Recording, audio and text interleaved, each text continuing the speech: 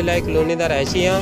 मेरा एक कज़न है जिन्होंने घर सदा के ना आग ला दी। इन्हों ने पर्चा नहीं कट्टिया जा रहा और जो मुलजम है उन्होंने इन्हें एक दिन भी नहीं पकड़िया और ना पुलिस ने उन्होंने कोई कार्रवाई की है। सानू धक्के मार के बाहर कढ़िया गया। साढ़े ना इंसाफी हुई, सानू इंसाफ मिलिया जाए। वज़ीर आज़म वज़ीर आला साहब हमें इंसाफ चाहिए। मेरे लिए शादी हुई 7 मरले स्कीम चक बेदी। भाई मेरा बच्चे लैन गया उत्थे उन्होंने पेट्रोल सट के अग ला दी। भाई मेरा मर गया तो साढ़े कोई मसल मामलात नहीं सीधे पदरे कर रहे। बहुत सारे मुलवस भी है। इधर जाने कोई बदतमीजी करते हैं, औरतों नाल भी बंदियां नाल भी औरतां उत्ते बदतमीजी करते हैं।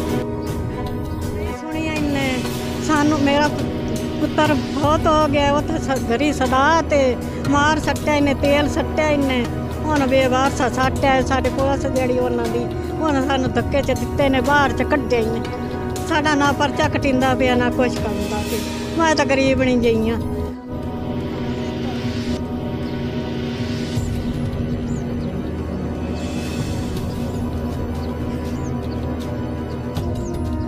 सानू इंसाफ चाहिए।